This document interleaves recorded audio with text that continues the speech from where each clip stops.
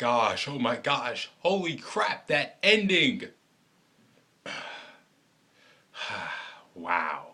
I begin as always in the name of Jesus. This video is going to be doing my review on Arrow Season 3, Episode 11, Midnight City. Okay, so we open up with Oliver Queen having this dream back to when he was speaking to Felicity before he went to challenge Ra's al Ghul. Then we see him impaled with a sword, and then he wakes up in the present day. Inside Tatsu's house, where he gets up, he walks around, and then he's assisted by Tatsu and then Masao. And then we have. I'm just going to get all of the stuff with Oliver out of the way. So, and then they're having a little chit chat and saying, "I don't blame you."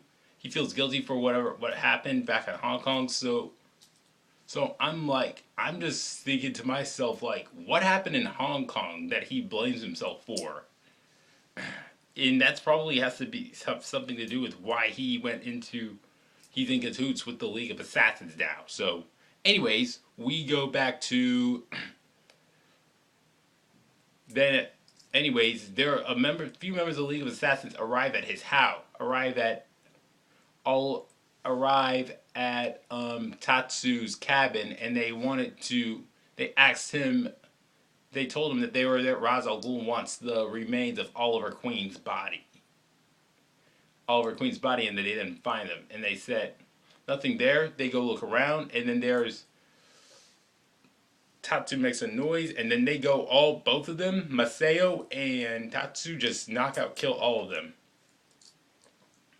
Killed all the League of Assassins members, and they bury them. Have them all buried. So, yes. So, anyways, before that, Masao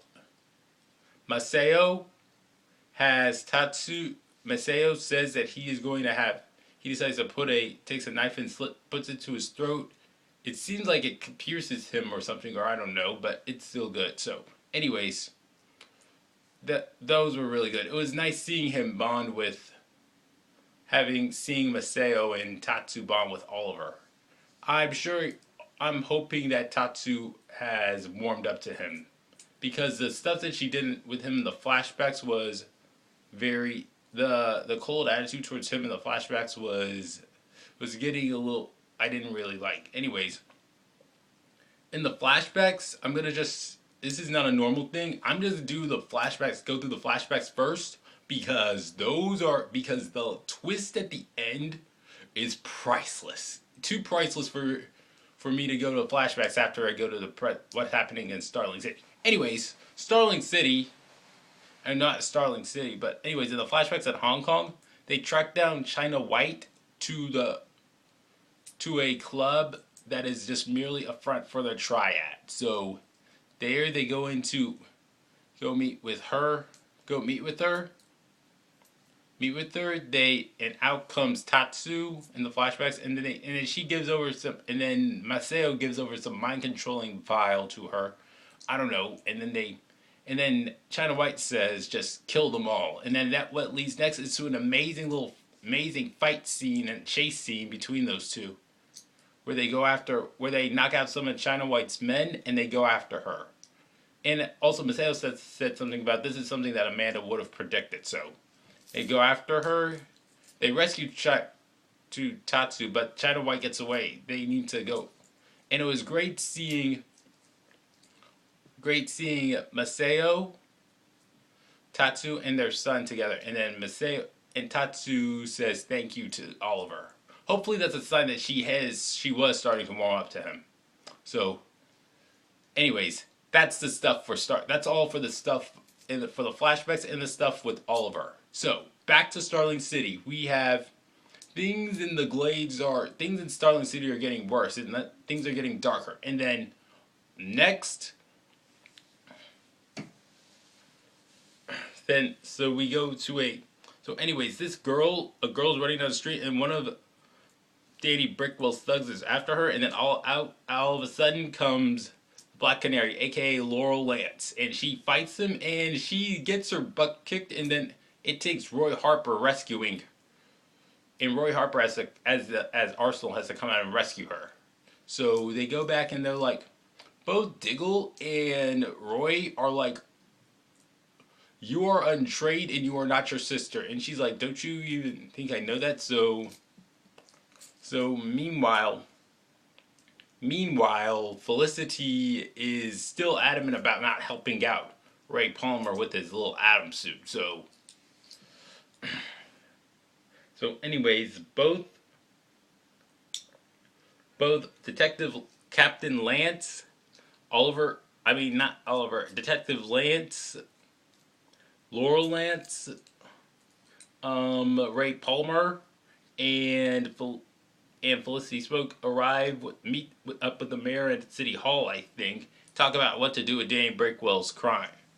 Danny Brickwell and the escalating problem that he's causing. So when all of a sudden Danny Brickwell and his thugs come in there and they shoot up the place, and then we get to see Laurel kick some butt as well as Ray Palmer, and then they go off, and then Detective Lance mentions something about a woman in black, and he thinks that's his sister. That's Sarah. So it's only a matter of he needs to know that Sarah is dead eventually. Yes. And they so the next time they have so Sarah's like so then after that it's like they go out the second time around, both Sarah and Roy, and no wait, not Sarah and Roy, Laurel and Roy both go out there and they try to rescue some of the aldermen that were being taken, and then Laurel's still messing up big time again. When she confronts Danny Brickwell, she hits him twice and it doesn't even faze him. Not surprising, considering his name is Brick because of his almost seemingly nigh invulnerability. Although Roy's able to pierce him with an arrow again. And Brickwell kills one of the men before he gets away, so. And it's like.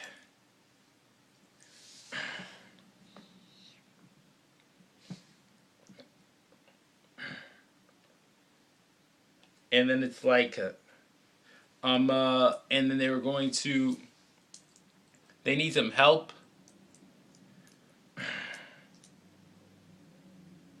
And then meanwhile, I just need to go somewhere else. Go back into something else.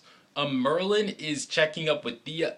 Merlyn meets up with Chase and chats with him, and then before you know it, Malcolm Merlyn comes over and says they need to leave. And then Roy's just far right behind them and watching all this, and then a little bit later, Roy confronts Malcolm Merlyn and says for him to stay away from Thea. And talks to him about all the things that he's done. It was great seeing two people who haven't interacted before interact for the first time. So, anyways.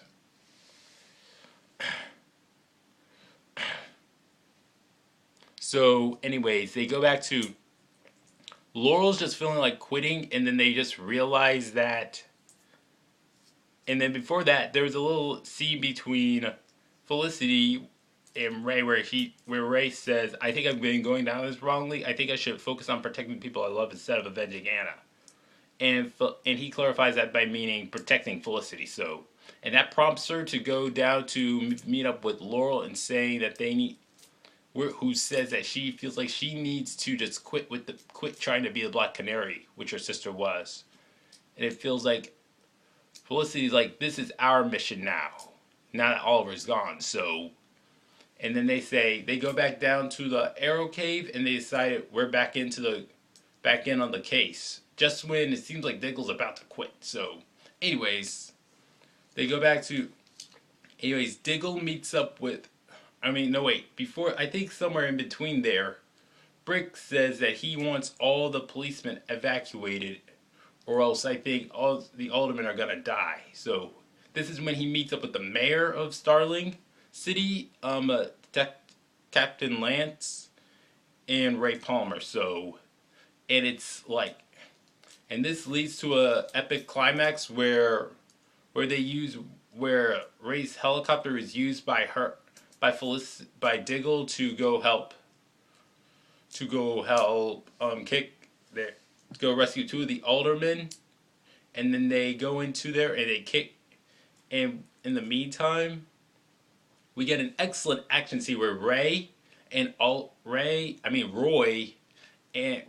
Arsenal and Laurel Lance as the Black Canary kick butt during the time. So it's kick butt as they try to find the two aldermen, and it's like, and while Laurel has still a long ways to go, she does kick some of Brickwell's butt, even though it's not that effective. Before she escapes, though, it was really good. It was a really good action scene. So, in the meantime, in the near ending sequences, they say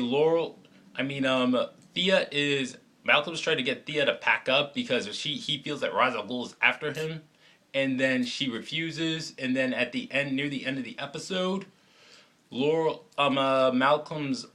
Thea's like says to Malcolm, "We shouldn't be afraid of Ra's al Ghul. We should fight. Stand back and fight." So, and then Chase is like, "I thought you were Chase is like says to him, "I thought you were leaving," and then Thea's like, "I'm not leaving at all." And here is where the shocker comes in. Thea goes off, and then Chase goes off to a cell phone and says, "Merle is not leaving Starling City," and then we see Maceo on the line saying, "All right, we'll have to find some way to get him out." Chase is in cahoots with the League of Assassins. That is crazy. Oh my gosh. Such a plot twist. This thing is good. Anyways, I have to give this was an excellent episode.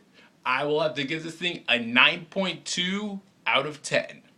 This back half so far has been excellent. Very excellent. I can't wait to see more. Looks like the next episode is going to be epic. Epic. It will be so good to have Oliver back. Anyways, that's all for this video.